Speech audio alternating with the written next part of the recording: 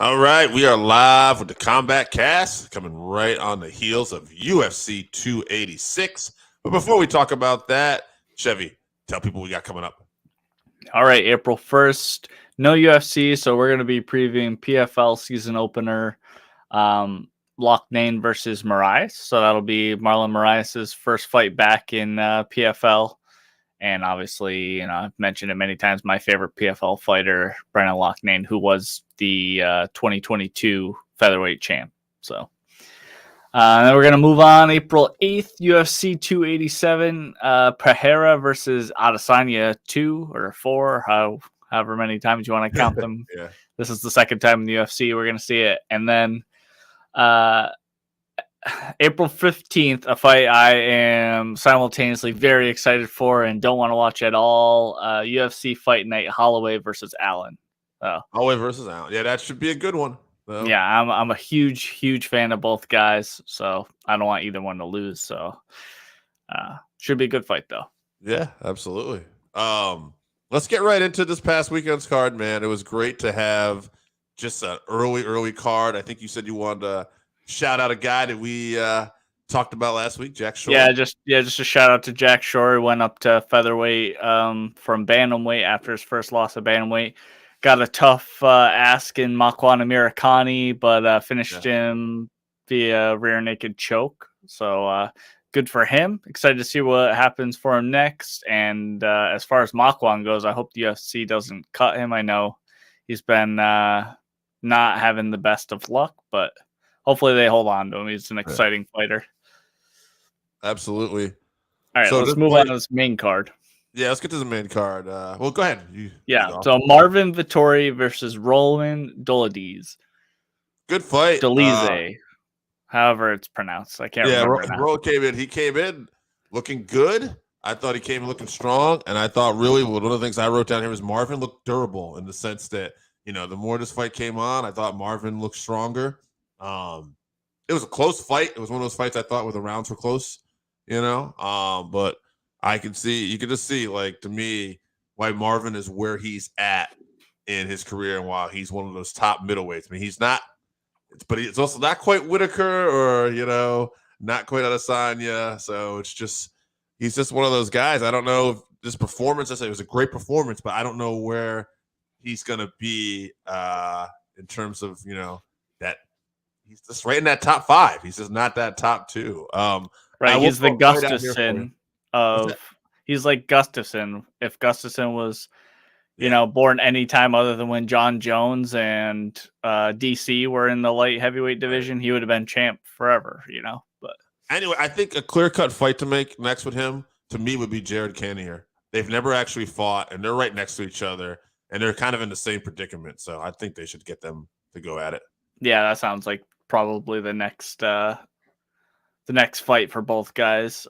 As far as the fight with Roman, Marvin continues to improve, and he's showing new parts of his game. Like he showed that he could win a fight without being the aggressor. It was a very close fight. I think he would prefer to be the aggressor, but Roman was certainly the one putting all the pressure on, and Marvin fought going backwards and countering. He did a good job. So close fight, but good for him. Let's move on to the next fight. Jennifer Maia versus Casey O'Neill. Jennifer Maia, I had in here, great boxing was the one thing that I really noticed. Like, her boxing looked so sharp. Maia's actually had some boxing fights too when I was looking this up a little bit, but I just really noticed it here. Her footwork looked great, and she looked like I don't want to, because she's a quality fighter, but she looked like she's just constantly improving. Like, she's working to me. I don't have much more to add in that. I'll let you do that, but I'll just throw another fight out there. To me, another girl who kind of finds herself in the same predicament, Lauren Murphy. They're right next to each other in weightings. I think that would be a great fight to do next to. Yeah, I called this one. If you remember, Casey was a favorite for sure, but I said that I thought the experience that Jennifer had, even though she hadn't won those fights against those top tier opponents in the division, the experience was going to pull her through.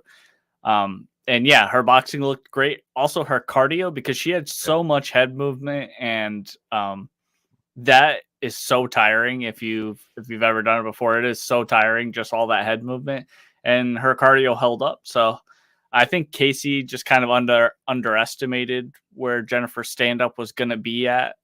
So lesson learned for her. She's still super young, still a great prospect. This is the time in your career that you want to take a loss to learn that kind of lesson for her and her team, because she didn't really make any adjustments during the fight either. So hopefully her team can get her on the right path. So it was a good fight, though. Much better than I had anticipated, for sure. Absolutely. Let's move on to Gunnar Nelson versus Brian Barberena. Yes, you're a Gunnar Nelson fan, but this is one where you didn't necessarily have his hopes for.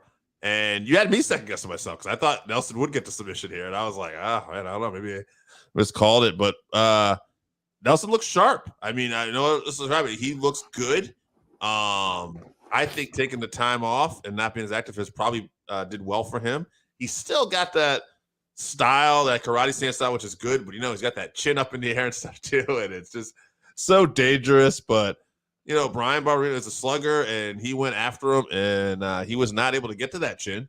So good on Gunnar. Great defensive fighting. I'll let you talk more about it, like I said in the last one too. But the only thing I will add as a potential fight, I'm going to throw out a name here in the top 15. I don't think it's an opponent. Number 12, I believe, Neil Magny. Yeah, I think that's a good matchup. Definitely tough for Gunnar for sure. Sure. But Gunnar does possess Neil Magny's one weakness, which is great jiu-jitsu. So that's a good matchup. As far as the fight with Brian, man, Gunnar looked great. I'm glad he made me eat my words. He looked fantastic. He looked like the best we've ever seen. And I hope he can keep that going. Brian's bummer for him. Still super fun guy. I don't know if he's ever going to be champ or anything like that, but he is a tremendously exciting fighter. So I'm excited for both guys' next fight. Yeah, I think this was, I'll just add this too. I think this was a fight they might have gave him in the sense they probably thought he would catch Gunnar. I think a lot of people might have been thinking that on the chin. Hopefully he'll get a fun fight next. But yeah, Gunnar, I think, just kind of surprised a few people here. Yeah. Let's move on to absolutely fight of the night. Might be fight of the year so far. Who knows? Justin Gaethje versus Rafael Fiziev. 11 bonuses. Justin Gaethje, 11 bonuses. This guy is truly the human highlight reel. Fun fact, fun little story. I don't think I've even shared this with you, but on YouTube, I had put up a short of Gaethje talking about, can't remember if it was like what's next or what after fun fight. And somebody made the comment that because of the angle and the hairstyle that Fiziev looked like a brain trauma patient. And I said, well, that's funny you say that because that's the kind of thing that happens when you fight Justin Gaethje. And, man, there was people just commenting below like, I was going to say the same thing. So Justin gets a lot of respect and well-deserved. Fiziev, man, this guy has money written all over him. He could be a star. Some few adjustments and stuff like that. And he's the younger fighter. He's not been in as many wars. I could definitely see where he ends up being champion someday, possibly. However, Gaethje, great performance. He's still the man right now, and I think his time has to be soon if it's going to happen. To me, even though I know I said this guy before might get a title shot next, I'm going to say the fight to make probably is Dustin Poirier in the sense that these two are those two top guys, those two top name guys really left in the division that aren't Conor or Chandler, and they're kind of in the same ballpark. And I think that at this point, they probably don't want to hang around too much. So maybe it make me sad, like if one of those guys has to lose, but I also kind of feel like it is the fight to probably make. Yeah, I agree 100%. I think that's got to be the next move. Both guys need to be making their final push for a title, and they're kind of meeting at an intersection here where a bottleneck at the top, and I know they fought before, but I think we want to see it again, and I think the fans deserve it, and hopefully that's what we're going to see. Different fight too. Different fighters now too. But go ahead. For sure, yeah. As far as the fight with Fiziev, good on Fiziev. He looked great. It wasn't anything that he did wrong to lose. It's really just what can you say about Justin Gaethje? I hope that everyone is appreciative of what he's producing for the fans, because they're certainly going to miss him when he's gone. Like you said, he lives up to and has earned that name, the highlight, for sure. And super exciting fighter. Every single one of his fights is always exciting. Yeah, as far as I'm concerned, he should never fight a 3-round fight again. Every single one of his fights should be 5 rounds, because I could watch him fight all night. But, he's a monster. He did throw in one takedown. Yes. He was saying, fuck all the critics or whatever. I was saying I didn't think he was going to do any wrestling beforehand. He did throw a few of those leg kicks, which were effective. Fiziev had to fight in that in out of his normal stance and in the southpaw stance, which I think affected him a little bit. And then, Justin did land that one takedown to cement the win in the last round. So good on him. I agree with you. I hope he can make a push for a title shot. Hard to say who I'd want to win between him and Dustin Poirier, but hopefully we have to break that down soon. Yeah, absolutely. All right, let's move on to the main event. Leon Edwards versus Kamaru Usman. Leon looked like a different fighter. They were taking that quote out about how Teddy Atlas says when you win the title, you become like a 30% better fighter. And Dana White had said he agreed with that comment. He could see that. And, man, I think Leon proved Teddy right, because as much as this was a closer fight and you could have argued Usman won, at the end of the day, the last time Leon beat Usman, he really got beat up for most of that fight and just happened to catch him. Whereas this time, Leon looked like he was right there with him. Maybe better, maybe not, depending on how you saw the fight. It was a close fight. I'm not hearing anybody crying about it. I'm just saying it was a close fight, and I just was really impressed with how good Leon looked. At the same time, I have to say Usman, very good. Still one of the best in the world, obviously, and I could definitely see these guys fighting again at some point. I was really impressed with Leon's takedown defense. Usman was able to get him down, but you could tell Leon really improved, and also the fact that Leon was able to get to his feet. Mm-hmm. He needs to probably continue working on that, because as far as next opponents goes, it looks like Dana White wants to do Kobe. Maybe that's as a favor for weighing in. I think it should be Muhammad. I think that's what you're going to probably say too. It looks like they're trying to do Rachmanov there. I believe his last name is Shavkat. Shavkat, yeah. So Shavkat versus Muhammad, which to me is like, man, like it seems like they don't want Muhammad near this title. But actually, I was going to say too, and if you weren't going to do Muhammad for the title shot, to me, the fight that would be interesting to make is Muhammad versus Usman, a fight they've actually haven't done yet. And I'm not saying that that's a fair fight either, but that's a more interesting fight in terms of where they're both ranked and style-wise. But there's so much great talent in this welterweight division. It'll be interesting to see how it unfolds. But for now, great on Leon Edwards. He's the man. Yeah, I was impressed with his ability to keep Usman out of grappling range for the most part with those kicks and his jab. And then when Kamaru did get his hands on him, like you said, he had great takedown defense and was able to get up. I'm hoping that Usman isn't, going to age the way that Woodley did. No disrespect to Woodley, is one of the greatest welterweights ever, but he had a sharp decline. And I don't know, I just have a bad feeling that that's the way that Usman's going to go. He's talked about retiring soon. I know he said in the octagon that, we'll see him again or whatever, but if you're half in, half out, I think you get that sharp decline more often than not, and that could be what we're seeing. I hope not. So as far as who's next, it absolutely should not be Colby. No way does he deserve the title shot. It absolutely should be Belal. Belal just fought an undefeated up-and-comer and knocked him out. Right. And now they're going to give him another one. It's incredibly unfair, but the UFC is a business. They don't care about being fair. They care about what sells.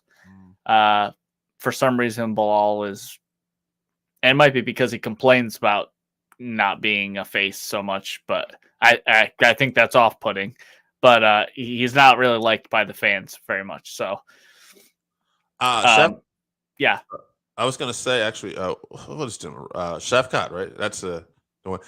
Actually, the more I thought about it too, when you were talking there, like that should probably be the fight Usman gets. Usman right now needs to probably prove himself, and this would be the up and comer. Beal should probably get the title shot. Or I mean, Kobe should fight Shafkat or something like that. I know I want to say too, to be fair too, I don't know if fair is the right word, but this whole situation too, because Leon has said that, maybe the winner of Burns, Masvidal. You can clearly see, no offense to Leon, he's hoping that Masvidal can pull off an upset, and that's the fight he wants, because that would be a money fight, and there'd be a story behind that. I get absolutely. that.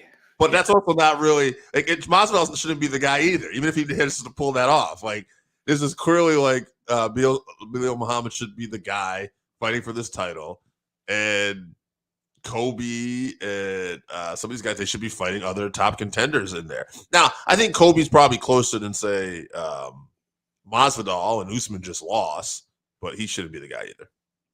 Yeah, Colby hasn't beat a top 10 opponent, I don't think, yet. And I think Bilal's beaten like all of them. So, yeah. But like I said, probably Danis wants to, jerk off Colby or whatever, because Colby he probably dropped that lawsuit he had against Masvidal or something. There's some under the table deal where if you drop this, then we'll hook you up with a title shot or something. Yeah. Maybe that and make weight. So if you make make weight. So whatever. If he gets it, he'll probably win. He's a stylistically tough matchup. Yeah, because he's not going to sit back like Usman kind of did against Leon. He's only going to press forward like Merab. He'll be like Merab, just continuously on top of Leon, trying to. Now that does mean that he's going to put himself in danger to get head kicked or something like that, but I think he tires Leon out and finishes him, to be honest with you. I could see it, because honestly too, one thing about Kobe you have to give him to him is his mental toughness, in the sense that he's been finished before. He had his jaw broken, but when he rematched Usman, you would not have friggin' known that. Like that guy, he fights the same fight. His character aside that he plays, all that bullshit aside, like this is a kid who I think clearly is grown up in like a workman's wrestling background. Yeah. And he's mentally tough. He has an elite mentality for sure. Elite. Yeah, and stylistically, like I said, he doesn't necessarily deserve to fight. I don't think he can pull it off. And maybe if we're lucky, Muhammad pulls off the win, and maybe that's the fight we'd get next. Maybe Muhammad will fight Covington, and maybe there's a story to be told there at least too. Right, that's a good matchup. So, I know we'll probably see Colby next, even though it's obviously not deserved, but he won't be champ forever for sure. So if he does beat Leon, so all right, let's move on to this upcoming week's card, fight card we've been looking forward to a long time. UFC Fight Night, Vera versus Sandhagen. Prelims start at 4 p.m. Main card at 7 p.m. So let's go over the main card here. Chidi Njokani. I'm sure that's not it. I had it earlier, guys. And then Albert Duraev. That they're starting off the main card. All right, Duraev is 15-4, 3 KOs, 9 subs, 3 decision. He's won 10 out of his last 11 fights. His only loss was a TKO to Jacqueline Buckley, Mr. Buckley. And that was a TKO, like Dr. Stoppage, I believe, too. He's a former Contender Series guy, like a lot of these fighters are now. Chidi is 22-8-1, 14 KOs, so he's not as much a submission guy as he's a KO guy. 1 sub, 7 decision. He's been in kickboxing. This guy's fought for Bellator. He's fought for LFA. He was in the Contender Series. He's 2-1 in the UFC. And I bring this up because both his fights he won by knockout, and the last fight that he lost was fight of the night. So here's a guy, like I said, who's been around, and to me, kind of like Chris Curtis, almost like a guy who's getting to the UFC, not like terribly late, but at almost like the part of their career where they fought everybody now, and now they're getting a shot at the UFC, and he's making the most of it, is what I'm seeing. I think he's going to get it done. I would not be shocked either way. They're both coming off losses, but I don't know. I think Chidi's the kind of guy that I don't know. I think he probably needs this win more in his career at this point. You know what I mean? And I say he's going to get it done. I'll say he'll get a finish on the feet because that seems to be his style. I'm going to go round 3 TKO. I think I'll be a little bit late because I think Albert looks like a durable fighter from things I've seen. Yeah, I haven't seen too much of Duraev, but I know that he's got great grappling. He does. Chidi is most definitely a striker, so I think that this comes down to who can make the fight take place where they want it to take place. And I think that Chidi has enough experience to use his reach because he has great reach. He's a very tall guy, long arms. He's going to use the reach to keep Duraev at distance enough to stay out of that grappling range, use his footwork. Now, I think at some point after hitting him with a few of those jabs, Duraev's going to shoot in, and Chidi will be able to catch him with something and hurt him, finish him. So I'm going to say round 1 TKO for Njokani. Move on. Another fight I'm excited for. This whole card is actually great. So Andrea Lee versus Maycee Barber. Yeah, Andrea Lee, 13-6, 3 KOs, 5 subs. She's won 2. I don't know what I have here. 2 out of her last 3, I'm guessing. With wins over. Yeah, that's what it was. I didn't put it down. But she's won. She got wins over Cynthia Cavillo, Antonina Shevchenko. That's Valentina's sister. She was on a 3-fight losing streak before that, though. I should bring that up. And then you got Maycee Barber, who's 11-2, 5 KOs, 4 decisions, 2 subs, 3-fight win streak. She's 6-2 in the UFC, former Contender Series winner, and she's got the second most knockout wins in UFC flyweight division history, which is only 2, but nonetheless, she has that stat. To me, what this is, Andrea Lee, solid opponent, but win some, lose some.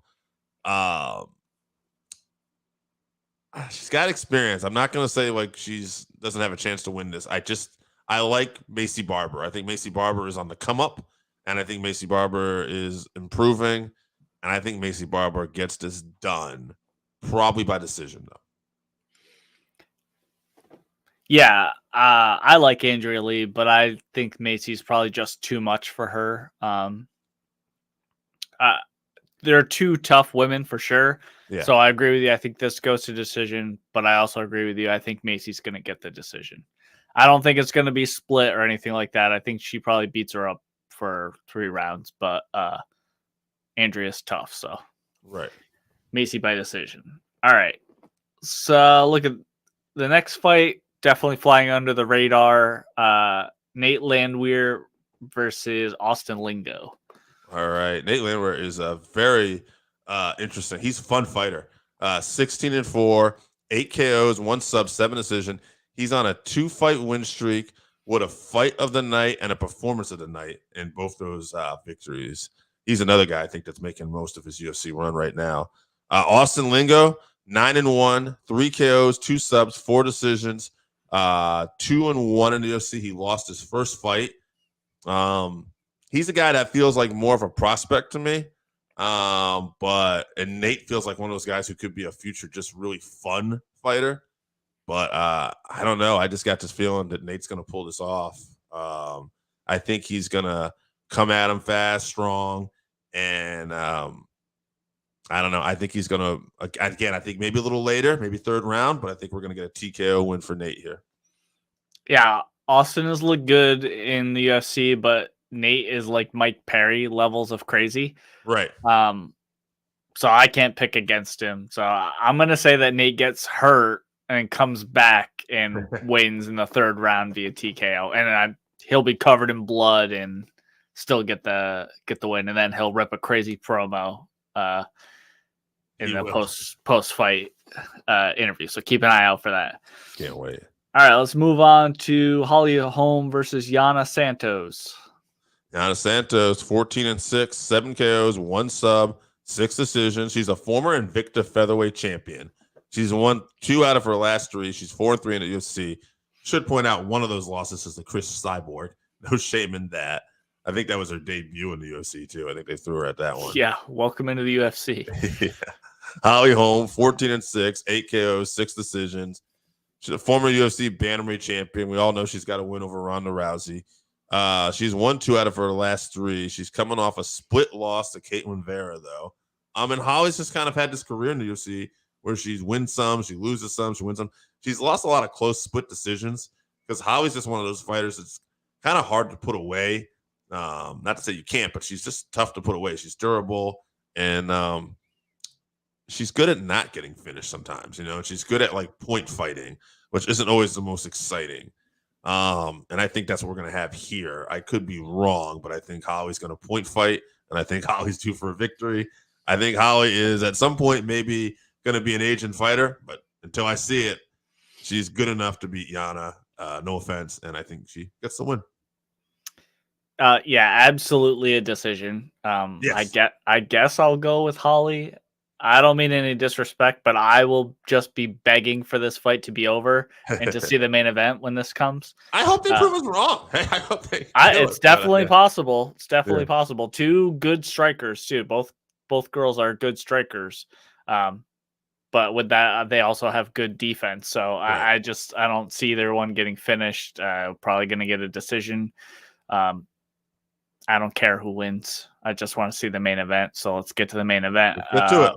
Marlon Chito Vera versus Corey Sandhagen. Sandhagen, 15-4, 7 KOs, 3 subs, 5 decisions. Fighted tonight 2 times against Akanta and Peter Yan. Performance of the night 2 times against Mal Moraes and Frankie Edgar. Marlon Vera, this guy's had performance. First off, he's 20 wins, 7 losses, 1 no contest, 8 KOs, 8 subs, 4 decisions. So he can submit you or finish you on the feet. Fight of the night, or performance of the night, 5 times. Fight of the night, 3 times. Most finishes in UFC bantamweight division history. Tied for Yan for most knockdowns in bantamweight division history. Tied with Favor and Dillashaw for 3rd most bouts at UFC bantamweight division history, and tied with Asanka for 3rd most wins in bantamweight division history. 2nd most knockouts in UFC bantamweight division history. This guy is just constant action. We'll look at these 2 records a little more closely here too. Just give me a second here. But Vera is just an exciting fighter all around. You look at his last performances, though. Wins over Cruz, Font, Edgar, Grant. He had a loss to Aldo. He beat Sean O'Malley. Now look at Sandhagen over here. And you look at his last performances. He beat Song Ladong, a guy who holds a victory over Vera. He lost a decision to Yan and a split to Dillashaw. That I love TJ. I thought TJ won that fight. But I thought TJ won that fight in the sense that I thought TJ did enough to win the fight. TJ was the more hurt of that. If that right, they had a knee surgery. He was so messed up. So, and he also has wins over Edgar and Moraes as well. He got tapped out by Sterling early on in a situation where I think he's improved. So I think both men are improved. I think they're both constantly improving, honestly. My gut is telling me Vera, but I feel like Sandhagen is the more complete fighter. When I say that, I don't mean any disrespect. Like, I feel like Vera is a complete fighter, but more of a finisher, whereas Sandhagen is a finisher, but I think he also knows how to just flat out win a fight if he had to, or he's more likely to say, okay, what I got to do as an athlete to beat this guy, take him down. Whereas Vera is just gritty as all hell. I also find their careers interesting in the sense that Vera holds that win over O'Malley, who beat Yan, and Yan beat Sandhagen. But it's like these guys are constantly improving. So this is like a real classic case where you can't really do MMA math either. They're fighting different people at different points of their career. I could see Sandhagen winning this. I could see him win this decision. I like Sandhagen a lot too. I'm gonna go Vera though. I'm gonna say he's gonna deal with some adversity, and he's gonna come back and he's gonna finish this in the 4th round. TKO. Yeah, I mean, I agree with everything that you said as far as, I love both guys too. I think both of them have the skills to become champ in this super, super stacked bantamweight division. Interesting to note that Corey is a slight favorite over Marlon. I just think that's interesting. I think, to me, they're two perfectly evenly matched fighters for sure, like skill wise. Yeah, you mentioned that, Corey has more of a chance to take you down and submit you or something. I think that it's a deliberate choice by Marlon not to do those things. I don't know necessarily that he is incapable. I think he just really is more of a fan of keeping it on the feet. I'm just hoping that we're going to be looking at something similar to last week's Gaethje versus Fiziev fight. I think we're going to get a very, very close, very interesting, exciting fight between these two. I would be happy with whatever outcome we get. I agree with you. I love both guys. I could see it going either way, but for some reason, I'm just leaning towards Marlon getting a TKO. I think his momentum is just greater right now, and that means so much in this sport. So I'm going to go with Marlon by TKO, and I'm actually going to agree with you. I'm going to say it's later, round 4. Yeah. Very, very excited for this card, but that fight specifically, it just gets me going for sure. I'm blanking out on his striking coach, Jason Perillo, Bisping's former coach, who has just worked wonders with Vera and Bisping, and I think that's why Vera's striking is just so on another level in his last several fights. Both guys also, interesting to note, both guys also have amazing cardio. So this fight could be excellent from round 1 to round 5 if it goes that long. Absolutely. And as what we're both saying, like we have this gut feeling that Vera finishes it late. And I said even adversity for Vera.